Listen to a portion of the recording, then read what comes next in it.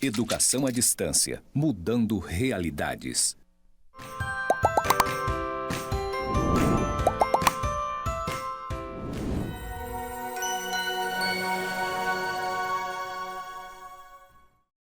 Saudações, pessoas! Sejam bem-vindos aos cursos do Instituto Federal de Educação, Ciência e Tecnologia de Rondônia, o IFRO Campus Porto Velho, Zona Norte. Você está na Educação à Distância e eu, linda e bela, sou a professora Anabela Barbosa.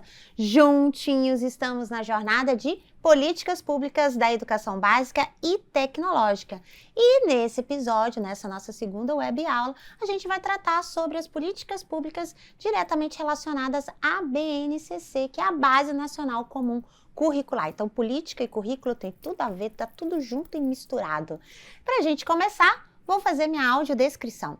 Eu sou uma mulher parda, de cabelos pretos na altura do ombro, estou com um vestido pink da moda, tenho 42 anos, 1,64 m, estou em pé, de salto, olhos pretos, cabelos pretos, tenho 1,64 m, né? Acho que de salto eu fico mais alta. E o meu sinal para a comunidade surda é Anabela. Além disso, eu estou aqui em pé. À minha frente tem um púlpito de acrílico, à minha direita uma tela interativa para altas conexões. E ao fundo, a plotagem dos estúdios em tons verde, cinza e branco. E então, nesse episódio, Base Nacional Comum Curricular e a sua relação com as políticas públicas da educação básica e tecnológica. Vamos conhecer nossas intencionalidades pedagógicas? Sim, vamos começar. E aí, a gente já começa, né, com essa indicação, né? A educação básica no Brasil, a estrutura, a organização e o seu funcionamento. Qual que é o nosso objetivo? Promover aí o debate sobre as reformas educacionais e as políticas de gestão no cotidiano da vida escolar. Nossos mediadores são, né, os nossos mediadores didáticos são os nossos conteúdos, BNCC, fundamentos, políticas públicas e currículo, princípios da organização democrática da escola. Bom, para a gente começar, a educação básica no Brasil, a gente vai falar sobre a estrutura, a organização e funcionamento. Isso está previsto lá na BNCC. Quais são os princípios que organizam a educação básica? Então, a gente tem alguns princípios que são a valorização da diversidade cultural, o desenvolvimento de competências e habilidades, a educação integral, que é a formação cognitiva, emocional e social. Aqui, educação integral aqui, um detalhe, não é educação no sentido de carga horária, tá, gente? Não é a escola em tempo integral, não é tempo integral, é educação integral no sentido de formação do ser humano, de formação do cidadão.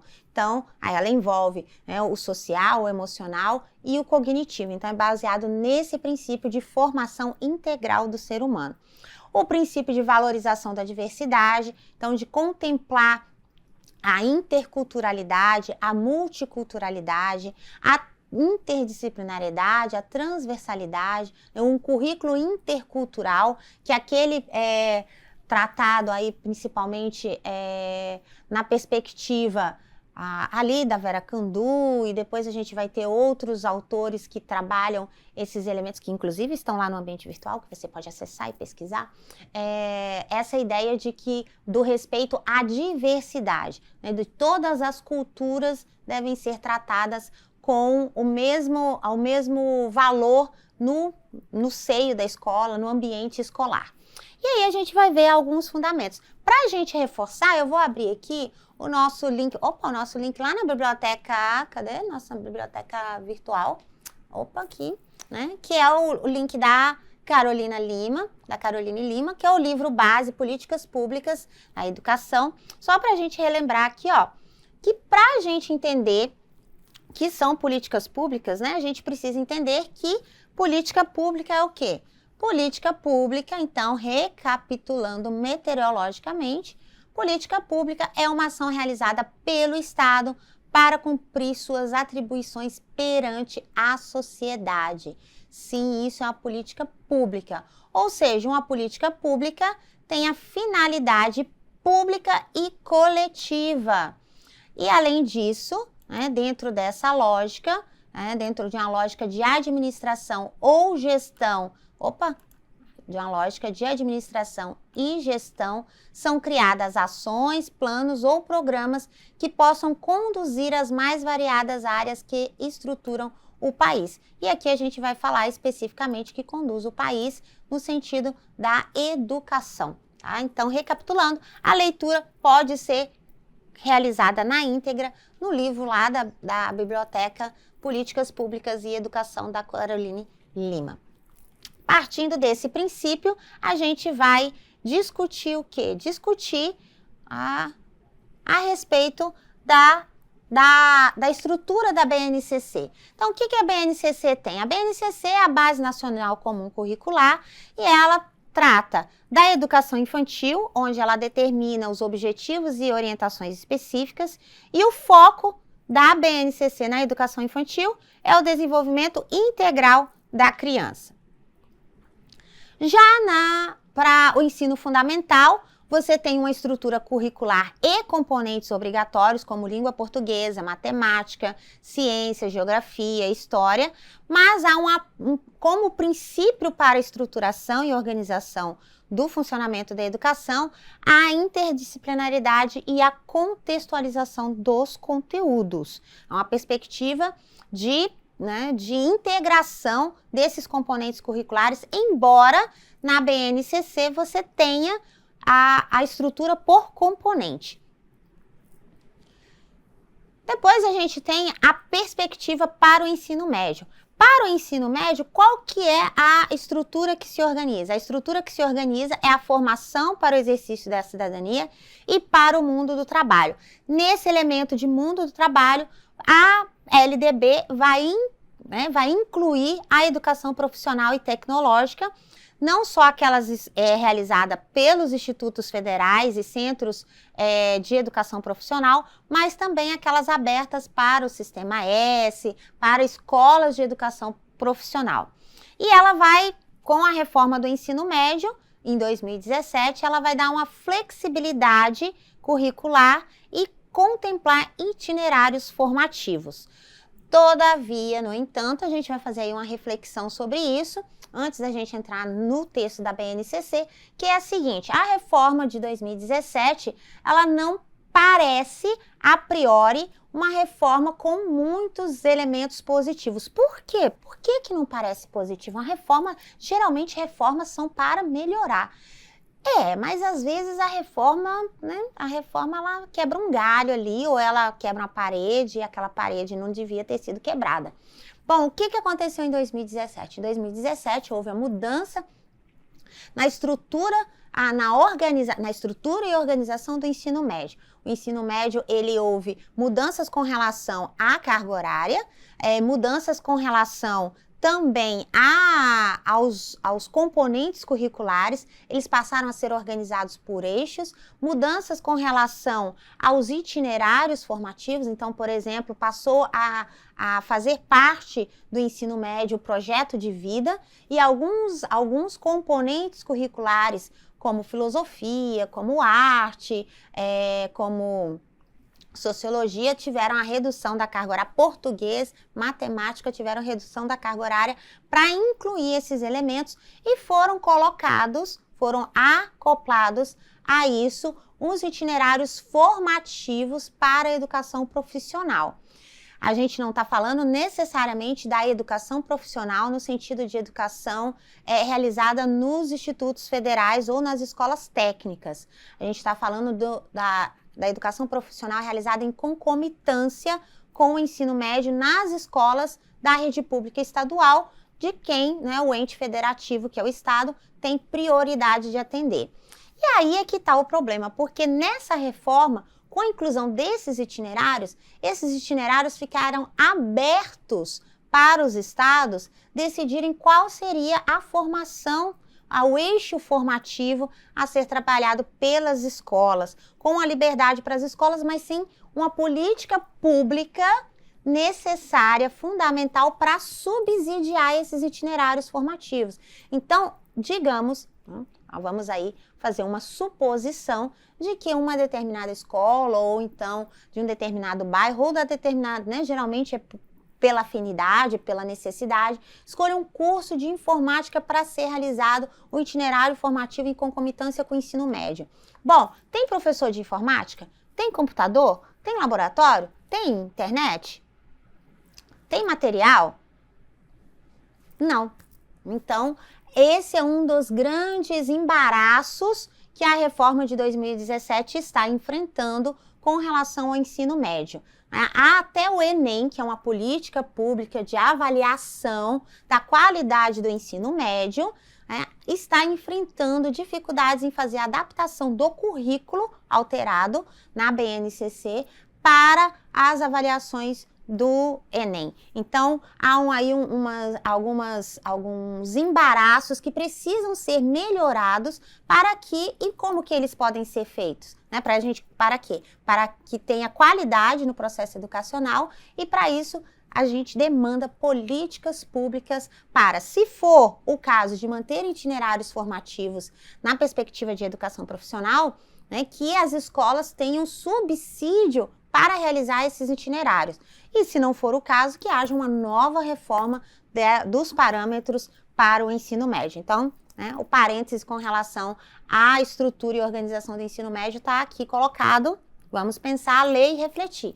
Vamos conhecer então a BNCC. A gente já conhece a BNCC, ou vocês já viram a BNCC, provavelmente aí em currículo, em teoria do currículo, em estudos do currículo. E a BNCC, a gente tem aqui o texto em PDF disponível pelo governo federal, a Base Nacional Comum Curricular, né? Ela tem uma estrutura, como eu vou rolar a barra aqui, tá, gente? Então, para a gente chegar aqui até a estrutura da BNCC. Opa, chegamos. Então, qual é a estrutura aqui da BNCC? Ela organiza a educação básica por competências e habilidades. Então, há uma mudança com relação à ideia de conteúdo, a gente não parte mais de conteúdos necessariamente, uma influência do Howard Gardner com inteligências múltiplas, do Philippe Renault com competências, desses autores, desses teóricos da educação que passaram que influenciaram a concepção de currículo do Michael Apple, do Celso de Vasconcelos, com gestão democrática. Então, vários autores que influenciaram a revisão do currículo, que é uma política pública de educação, para a organização da BNCC por competências e habilidades. E aí, a estrutura da educação está dessa forma. Eu tenho a educação infantil, que prima pela garantia dos direitos de aprendizagem e desenvolvimento e trabalha por campos de experiências. Por exemplo, digamos assim, o mundo da robótica, o mundo das artes, o mundo das linguagens, né? São os campos de experiência. O ensino fundamental, que trabalha com áreas de conhecimento e tem as competências específicas, mas é organizado por componentes curriculares. E aí, cada componente curricular tem as suas competências específicas do componente. E eu tenho o ensino médio, que também vai trabalhar por áreas de conhecimento, e ele vai fazer a integração, né, desses componentes por área, tá? Ele vai fazer a integração por área. E aí, o que eu tenho? A educação infantil, que eu tenho de bebês, né, que é a creche e a educação infantil, crianças bem pequenas de 1 até 3 anos e crianças pequenas que é de 4 a 5 anos. Com 6 anos, ele entra no ensino fundamental nos anos iniciais, que vai de 6 a 9, né, do quinto ao 9º ano, né, que é o ensino fundamental, aliás, do 1º ao 5º ano, do 1º ao 5º ano, que é o ensino fundamental 1, os anos iniciais, e do 6º ao 9º ano, que são os anos finais do ensino fundamental. Nesse elemento, ele vai trabalhar unidades temáticas, ou seja, o conceito de conteúdo ainda está subjacente, objetos de conhecimento e habilidades. E no ensino médio, a perspectiva é de habilidades, organizado por competências. E aí, ao longo da BNCC, você vai ter a organização dos temas, né, os campos de experiência, o eu, o outro e o nós, o corpo, os traços, a escuta, são esses os campos de quando a gente fala, né, corpo, gesto e movimento, a gente está falando bastante digamos, se a gente for fazer um alinhamento com componentes curriculares, de educação física, de arte, né, mas não tem essa nomenclatura na educação infantil, tá? Na educação infantil tem os campos de experiência. Depois, aí ele vai tratar primeiro de cada um desses elementos e dizer como que a BNCC está organizada. Porque ela está organizada conforme essa estrutura alfanumérica aqui, em que cada um desses elementos indica né, qual é a etapa, qual que é a idade, qual é o campo de experiência, no caso para a educação infantil, e qual que é a sequência de habilidades. E depois, deixa eu passar aqui para as habilidades para vocês entenderem, vai fazer a explanação do ensino fundamental. Então, o ensino fundamental tem componentes curriculares, a gente vai ver que tem os anos iniciais de 1º ao 5º e os anos finais de 6º ao 9º. Dentro dos componentes que é por área, tem as linguagens que entra língua portuguesa, arte, educação física e língua inglesa, matemática, depois ciências humanas que vai entrar geografia e história e, no caso, se ou havendo, ensino religioso. Depois ele vai fazer, a BNCC vai fazer a especificação de cada estrutura dessa, em que haverá aí a composição, por exemplo, aqui de ciências do 1º ano.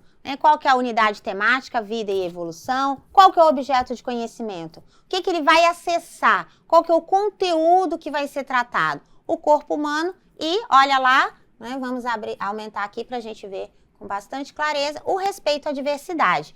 Quais são as habilidades?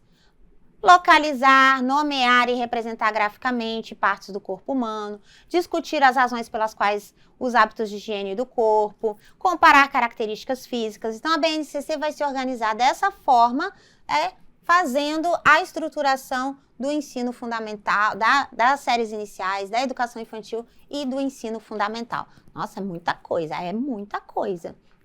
Então, o que a gente faz? A gente tem que ler, na verdade, a gente tem que ler a BNCC, não tem outra alternativa, tem que ler na íntegra a BNCC, conhecer as habilidades e competências, até porque na hora de organizar o plano de aula, o projeto pedagógico, que a gente já vai falar de projeto pedagógico, o projeto político-pedagógico da escola tem que se organizar a partir da BNCC.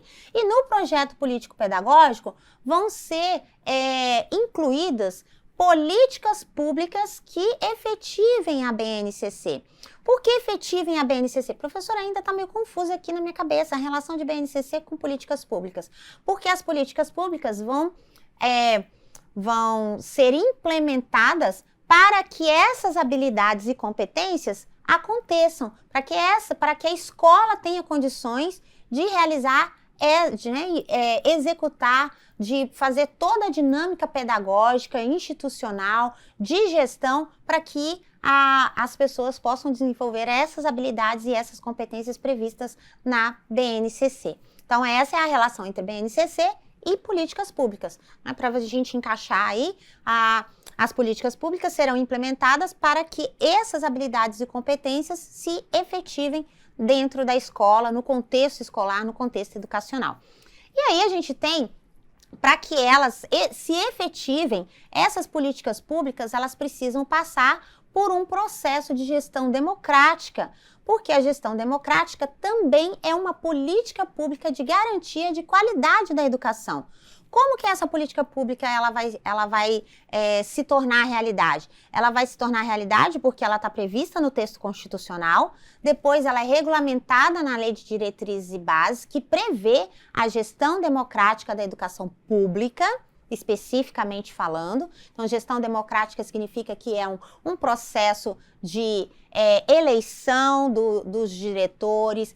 Essa gestão não é só o processo eleitoral, mas também, né, um processo de representação de todos que estão na escola. Como é que é esse processo de representação? A construção de conselhos escolares, a constituição de grêmios estudantis, a constituição de conselhos escolares, a organização de comissões com as representações para os projetos previstos na escola, os projetos de diferente sorte, mas que estejam alinhados ao projeto político-pedagógico, que vão estar alinhados com a BNCC.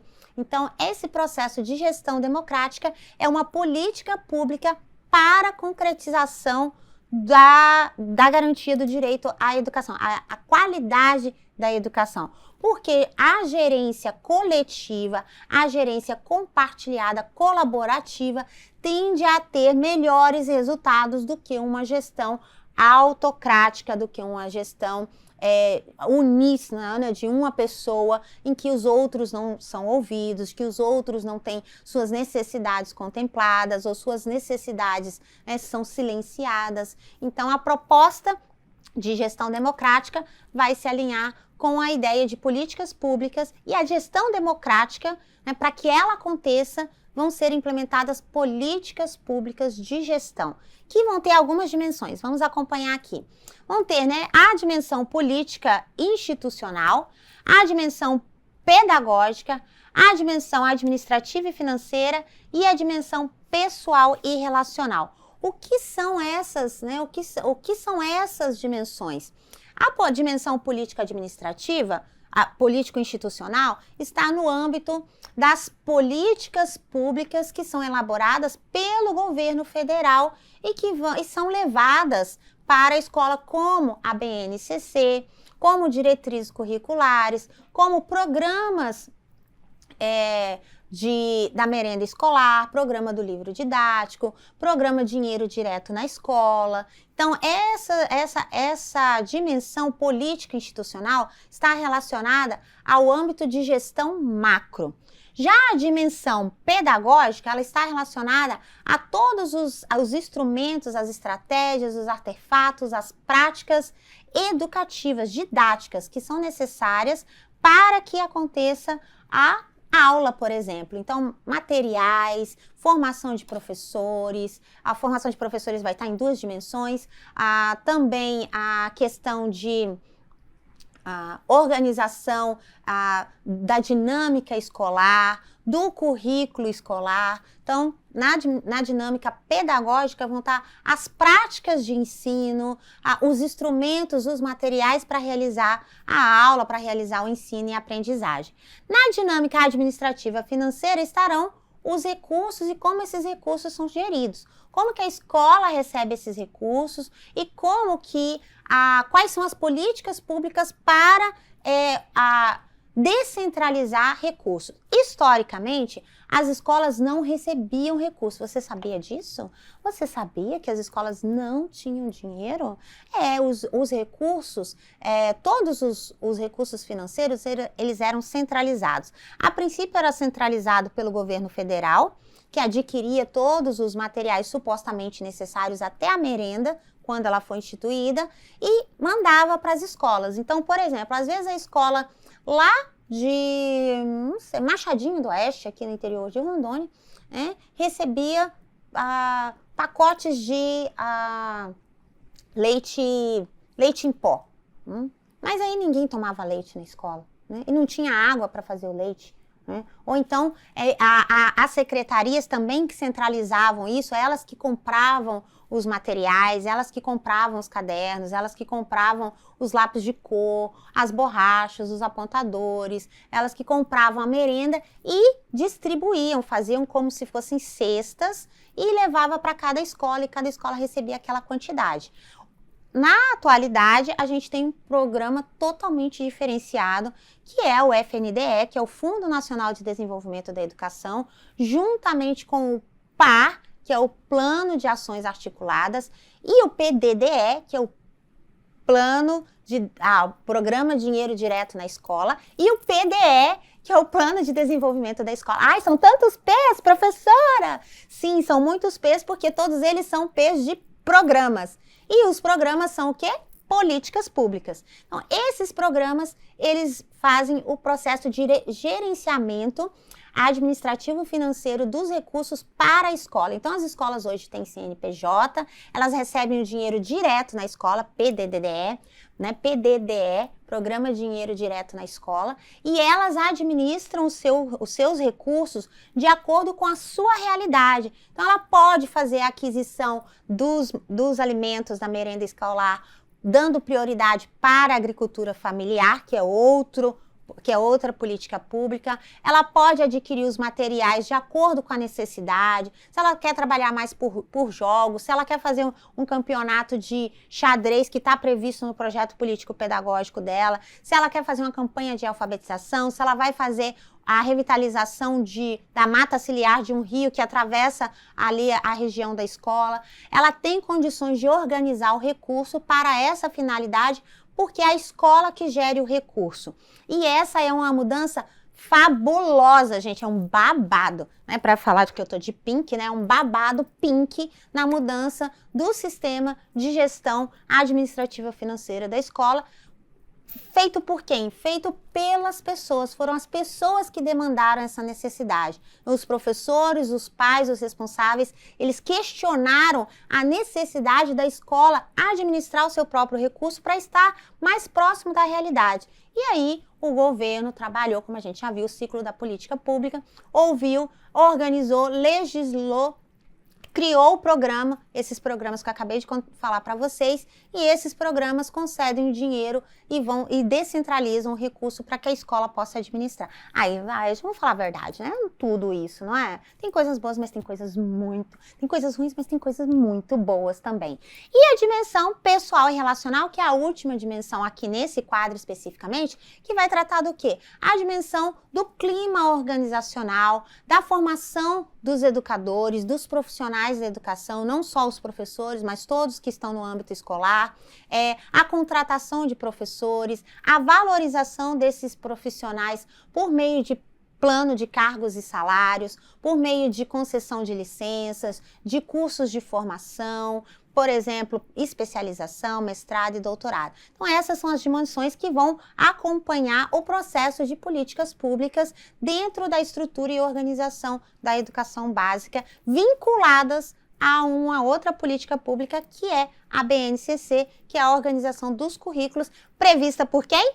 Pela LDB e instituída por quem? Pela Constituição Federal. E reclamada por quem? Reclamada por você, por mim, por todos nós que estamos na sociedade. Elas só vão melhorar se a gente demandar.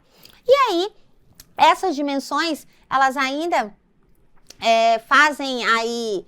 A gente tem uma ampliação dessas dimensões no livro da Luluzinha, gente. Luluzinha, deixa eu falar pra vocês, uma pessoa super, hiper, mega legal. É a Luluzinha. Luluzinha porque ela é minha best, né, gente? Nós somos assim, minha best, porque é um livro de cabeceira do pedagogo. Então, né, você está no processo de formação, você está na educação, você tem que ler a Luluzinha. Luluzinha, beijinhos para Luluzinha. A Heloísa Luque, ela é uma das maiores pesquisadoras sobre gestão democrática na educação brasileira, e ela tem esse título, Dimensões da Gestão Escolar. E esse título que a gente vai abrir aqui agora, ele está disponível aí no ambiente, né? Opa, deixa eu fechar aqui.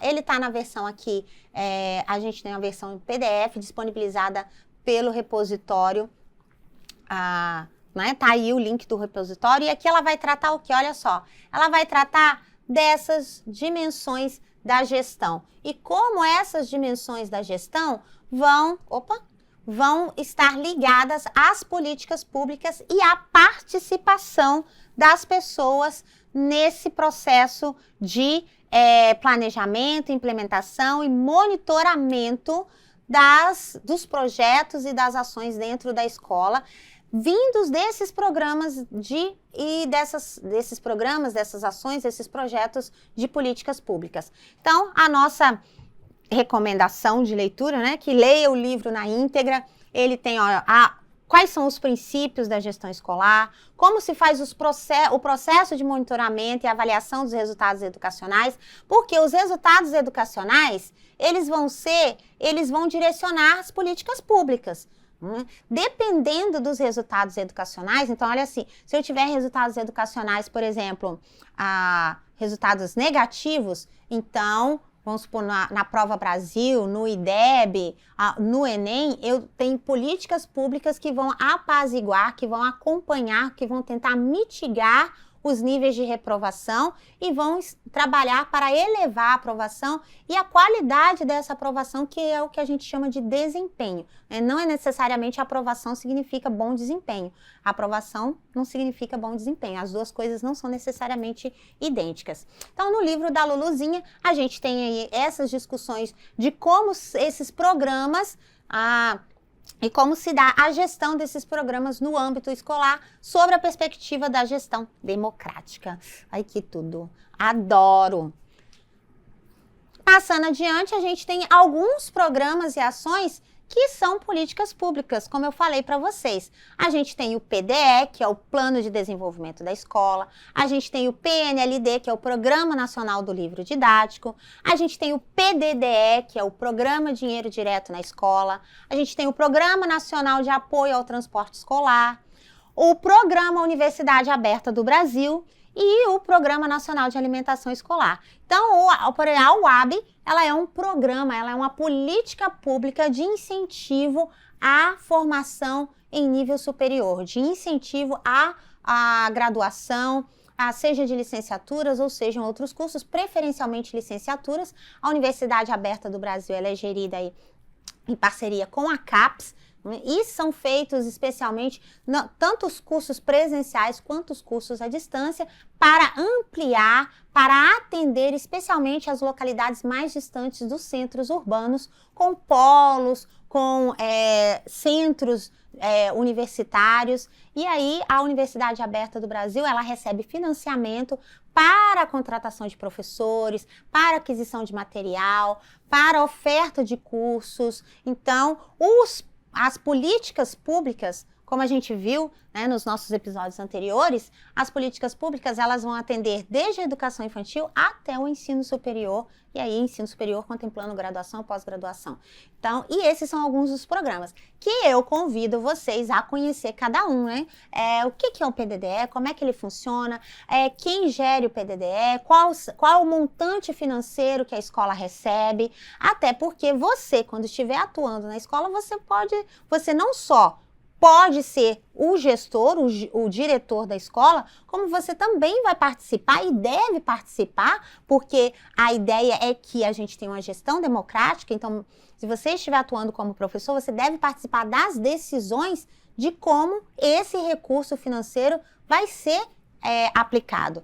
Então, é necessário você conhecer esses programas para que você possa aí ter uma boa gestão, não só da instituição, da escola, mas também da sua sala de aula. Eu estou precisando desse material, eu vou fazer um projeto, esse projeto está alinhado com o PPP e tem recurso, a escola recebe recurso para efetivar essa minha prática.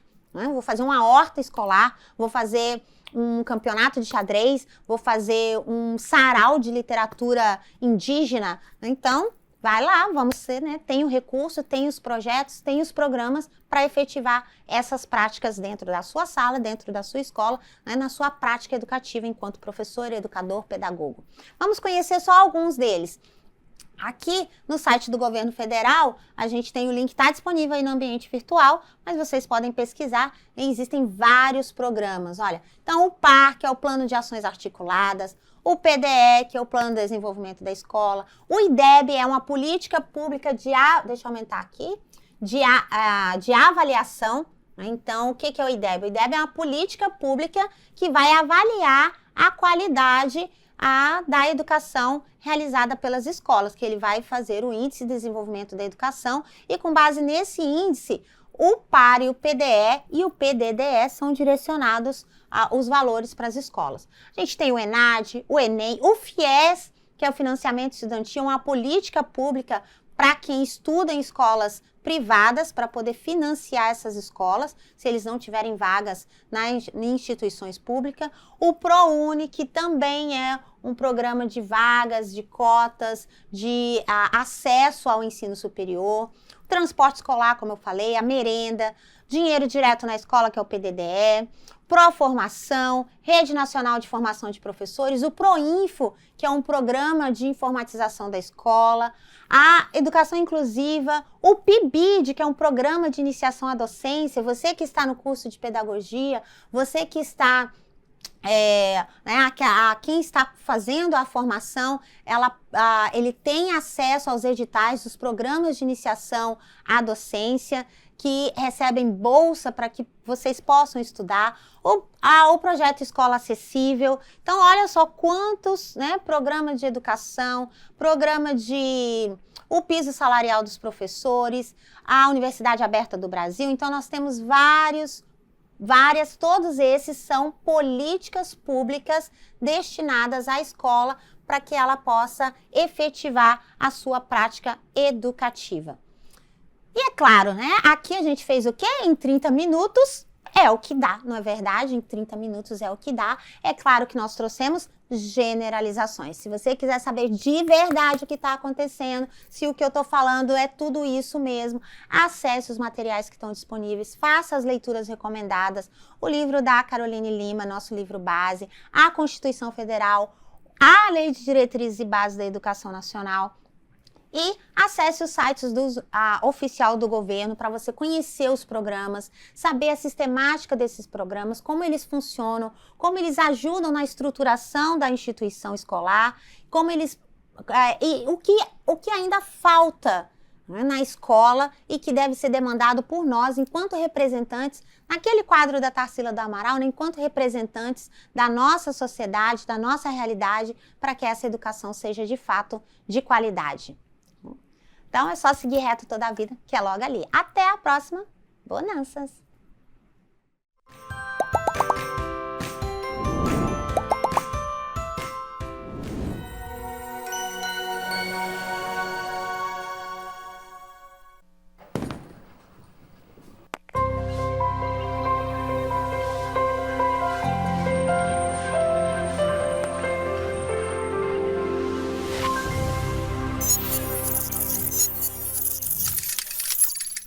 Educação à distância, mudando realidades.